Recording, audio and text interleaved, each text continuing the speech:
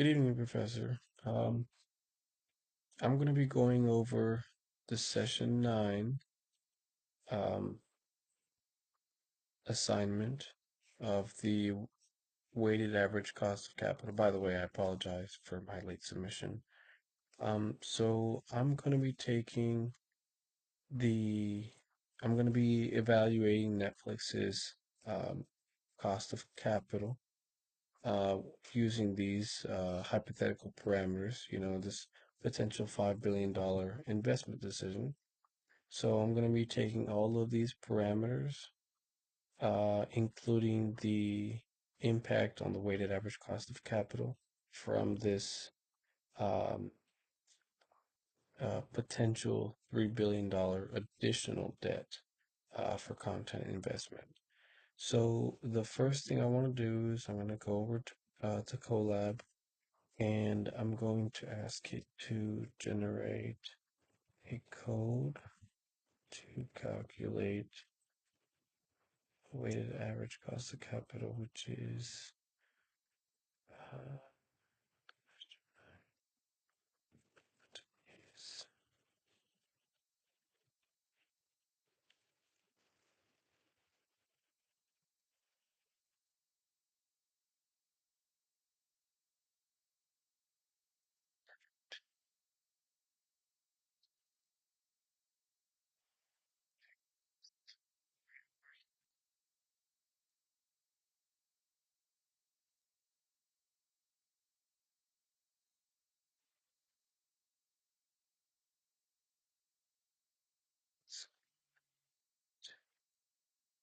okay. Generate a code to calculate the back using the following financial parameters.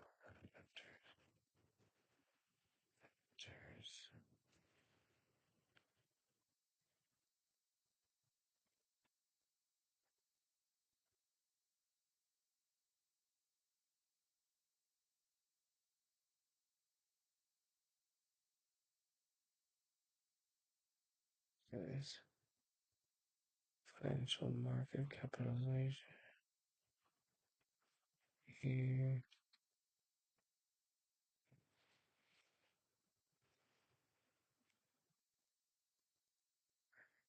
Visions.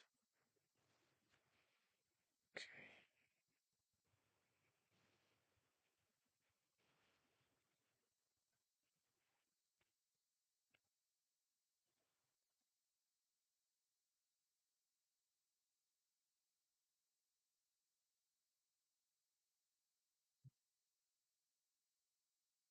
So we got an error here. Sorry. Okay, we're gonna try to get this debugged. So in the meantime, again, Professor, I'm gonna be going over, um, we're gonna be calculating Netflix's current cost of capital. We're going to uh, recalculate it using a $3 billion debt issuance. We're gonna evaluate project-specific cost of capital. So, um, what maybe the required rate of return for US content should be versus international content, and why. I'm going to compare Netflix's to Disney and explain the differences, and possibly recommend some capital structure strategies. Let's see here. Let's type yes.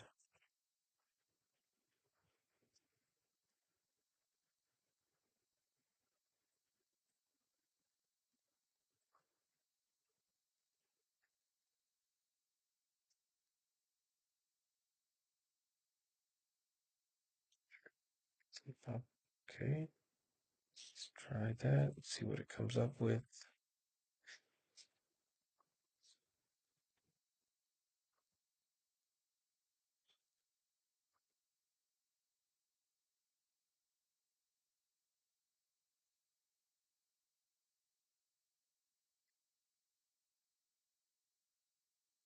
Again, the uh,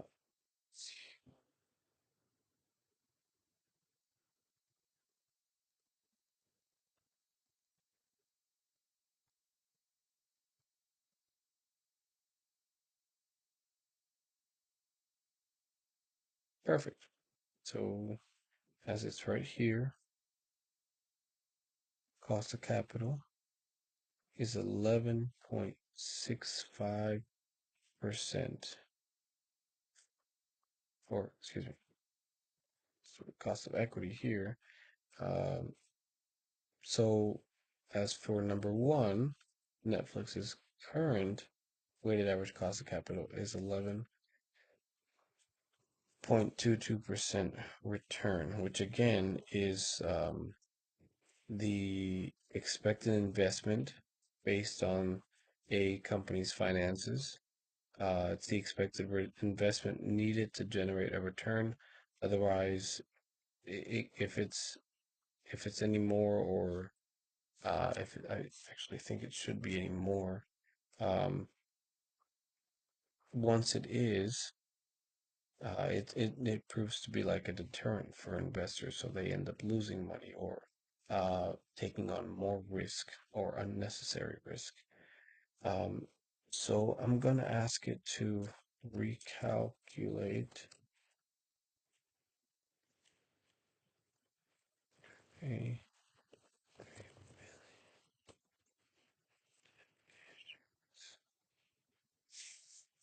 we're gonna compare that. So it's 11.22. We're gonna see what the difference is now.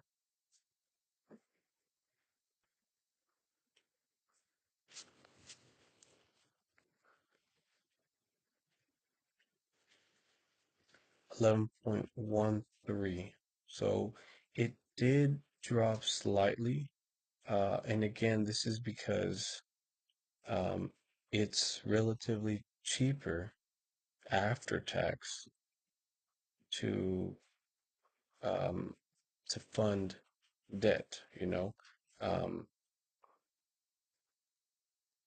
Now we don't want it to go down any lower because from what I read and from what I understand, if you take on more debt, it's going to cause, of course, a greater risk to your lenders. Your rates are going to go up. You're going to have to start having bad credit. So you want it to be right in kind of a happy medium. Um, this also could be a little bit higher compared to Disney, just because of how diverse Disney is compared to Netflix, where Netflix, for example, only has um, a weighted average cost of capital of 8.2%. So it could be again because they do have they're much more they're much more a diverse company. So they have not just Disney Plus, but they've got their parks, and um, they have a different business model than Netflix. So this could be potentially why Netflix's cost of capital is higher, because they have a higher return. And going back to their beta at 1.3, that is a little bit higher than it should be. And that's because um, just because of how volatile it can be. Um, so you have, and that's directly related to the content or the content streamers. How many, um, how many subscriptions you have. So if you have less subscriptions, it's gonna impact Netflix's stocks a lot more, which is gonna impact their debt and their market cap.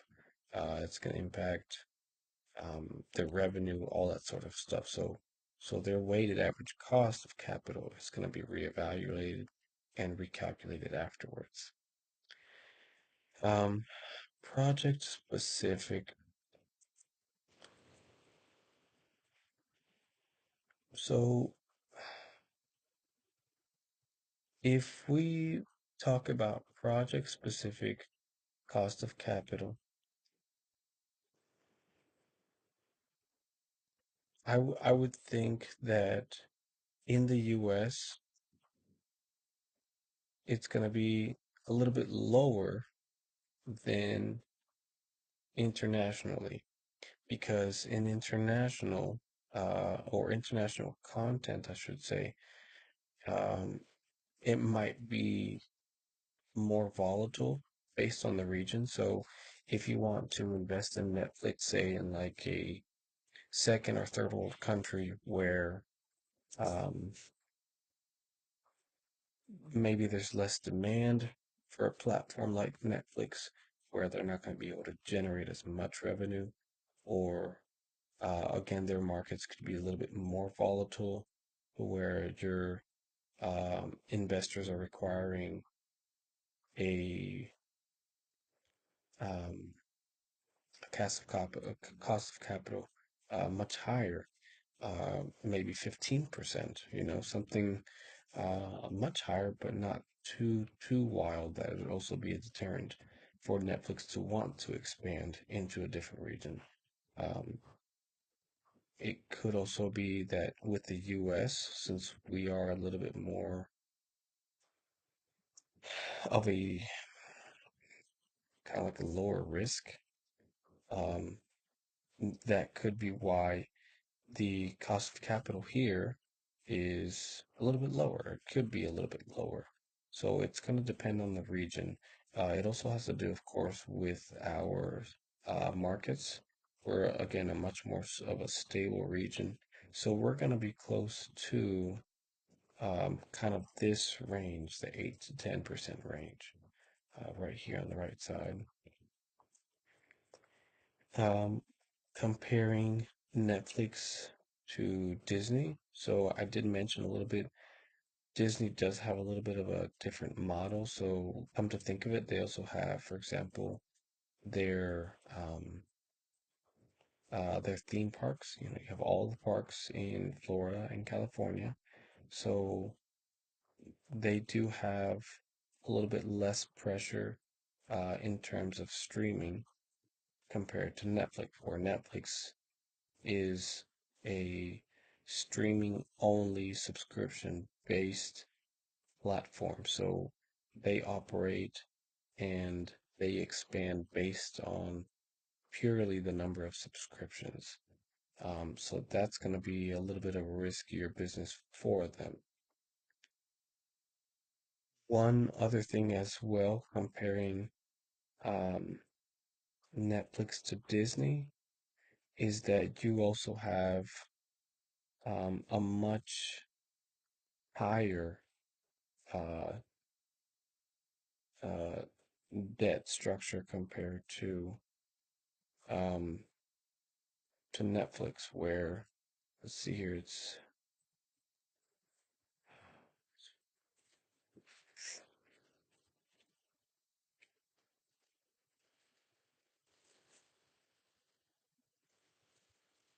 oops, where it's okay 7%. So that um, that structure right there, is one of the huge differences because debt, like we talked about in class, from what I remember, is is a lot less expensive compared to equity because there's less risk involved. Yes, you do have, for example, a yearly or monthly premium that you have to pay to that, but investors are taking less risk because they're not investing any of their own money. For example, the $5 billion, you know, not only that, but using a 7%, uh, only 7% of your total company value compared to Disney's 30%. Even some of the after tax uh, breaks that you have because of all that interest that you pay, there's a lot less or a lot more tax rebates and a lot more financial benefits you can gain, or a company like Disney can gain, compared to Netflix, where some of those rebates that they're getting from interest after tax is going to be significantly less.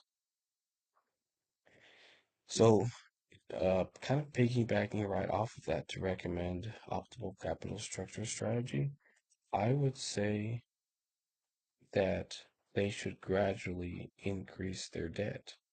Um, this could help them potentially drive this number down even further, but at the same time, you don't want to drive it too low to where you're raising your overall debt because obviously you want to preserve your capital rating, excuse me, your credit rating so that you can continue um, qualifying for these types of loans, um, or for example the risk free as well. Those loans are going to be very, very beneficial because here we have our, where is it, our cost of debt.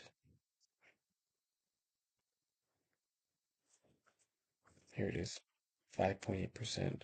So as long as they can have a loan that's going to beat that, they're going to be able to have a greater return, and their cost of capital is going to continue to be driven down and lower and lower and lower. So again, I would raise a little bit some of the debt to lower my cost of capital and to um, qualify and be able to take advantage more of those after tax benefits as well. Um, Something else I could maybe do is to maybe expand some of the content. So I'm a Netflix user, for example, and I think that what drives me to Netflix are the shows that they have available.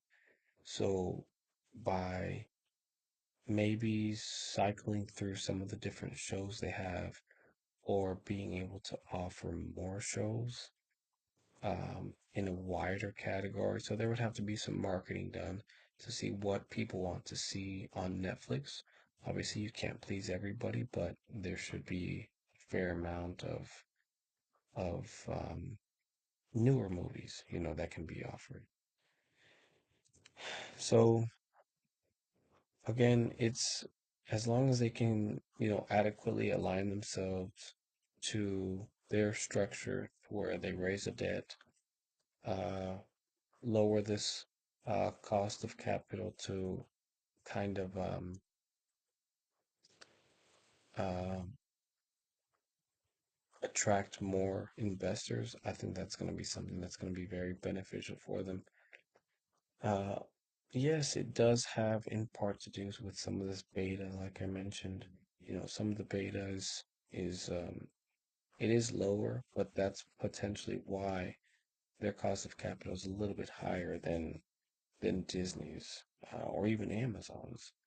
So if they can, increase or maintain their cash flows while investing less equity or the same amount of equity and investing more debt or more capital into their platform, um, they could potentially, have an increase in their revenue. So um, that is it for session 9, Professor Zhang. Thank you.